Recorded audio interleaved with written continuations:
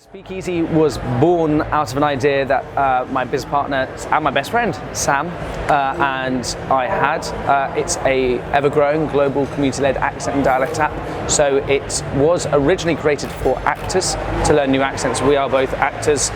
He had the idea, stood at the top of a mountain, dressed as a Viking, which sounds ridiculous, but for actors it's very, very difficult to find new accents, and when you have an accent for a new job, you have to go through archives, and there are things out there.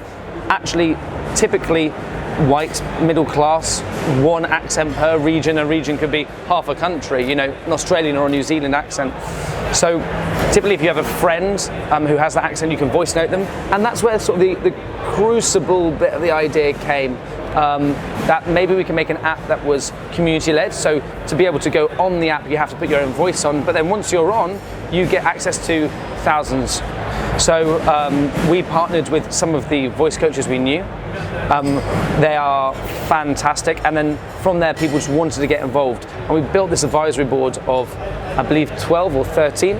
That sounds very religious, but yeah, 12 or 13 of them, and they really paved the way for us. We have Hollywood accent coaches, head of the Globe Theatre, voice at Globe Theatre, lots of people within institutes within stateside and the UK as well.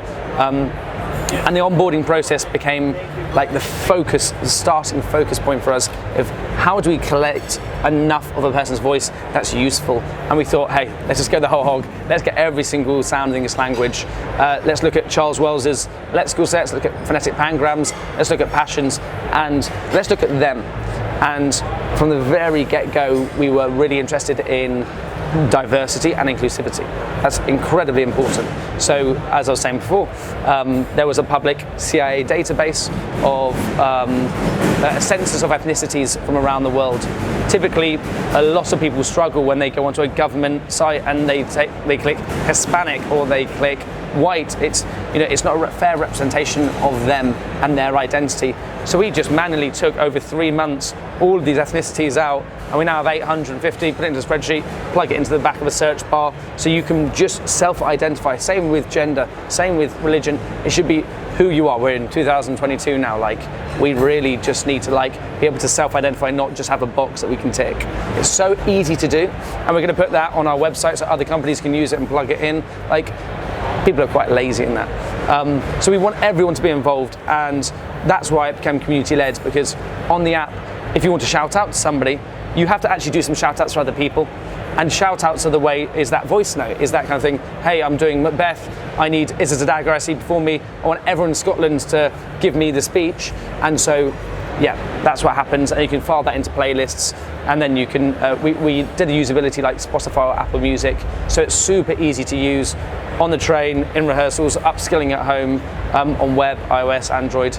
We try to make it exactly what we would like, because we are terrible at accents, so it's basically made for us to get better jobs as actors, but then also for the wider community, and it's just grown, and we have 1,200 beta testers that are just there this is great, and they're getting it for free in development, so they're really happy, and yeah, that's sort of where it started. I'm in the tech world and I can spiel the spiel, but I still don't know a lot about it. I'm not a techie. So for me, it started in business. So every actor needs a second job.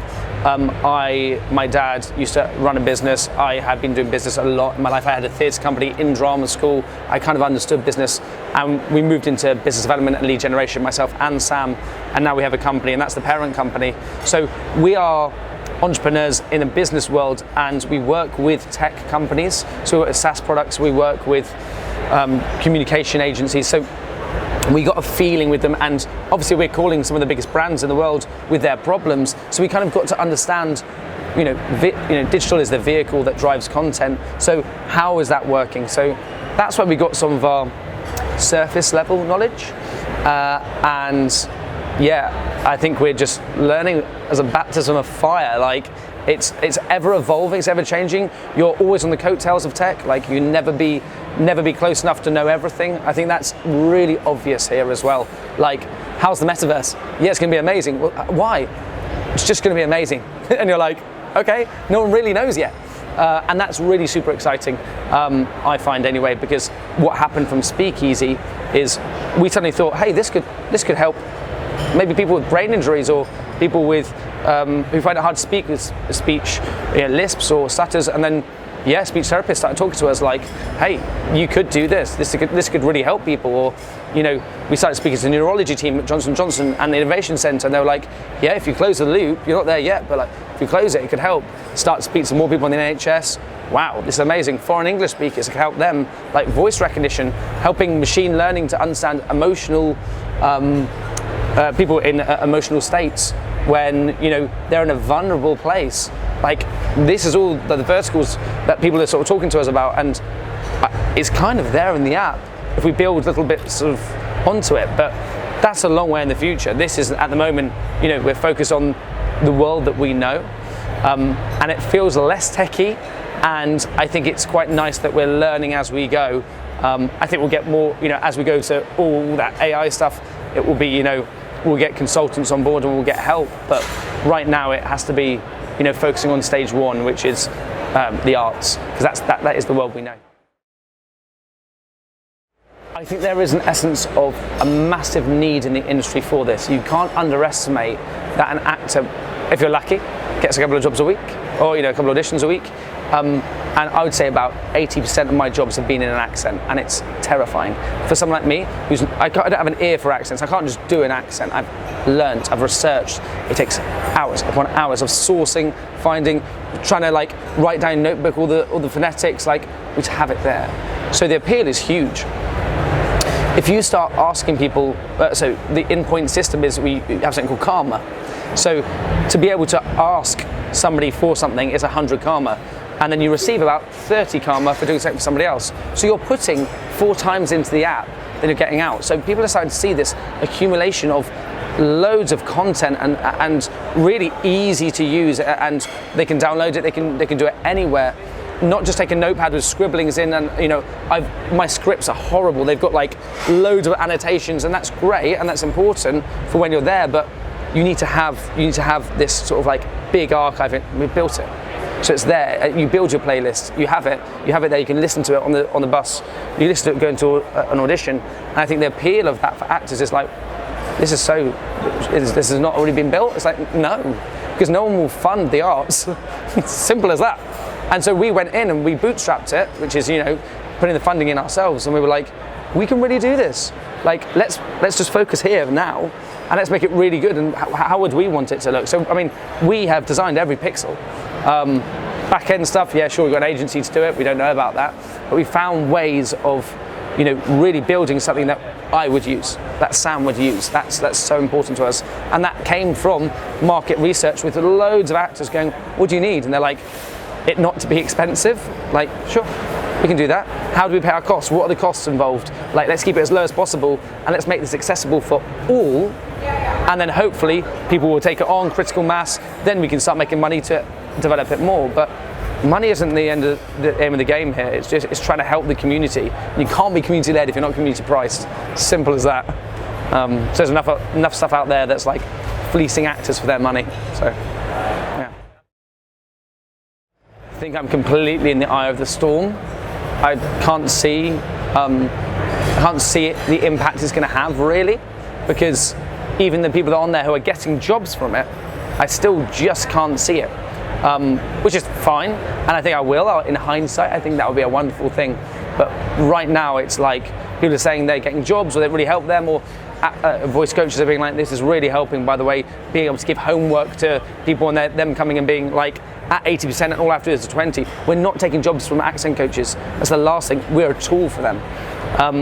So yeah, if I think about it now, yes, I can see the impact. It feels really good, but we're in the eye of the storm. We are not complete. We're not there.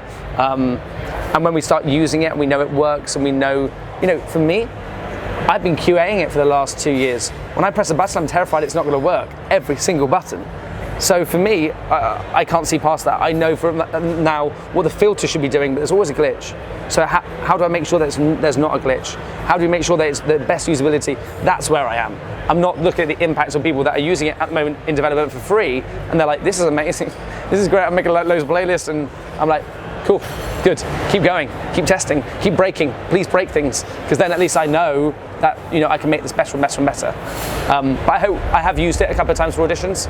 I auditioned for Timon and the Lion King, and I have a guy called Jack, accent coach Jack, amazing guy, and we used it together, and that was a real moment for me of like, this is cool. I had him on Zoom. I had my notes. I was writing notes. He was helping me. We were listening to somebody else from Brooklyn. It's like, yeah, this is working. When they go home and they go back to their families and they forget about business, the first thing they're going to do is go on Netflix. The first thing they're going to do is listen to music. Art is life. And if you don't invest in it, it's going to die. And it doesn't matter if it's spikizi, it doesn't matter if it's anything else. It's incredibly important to invest in the arts. Like, absolutely, because it is the fuel of which you live. It is your life. It's not work. Sure, you may not get absolutely amazing returns for it, but if you actually look at the data, you do. And all the funding, especially in the UK, they get 700% back of government funding. It's one of the biggest industries. So invest in it. We need it. We need it to live.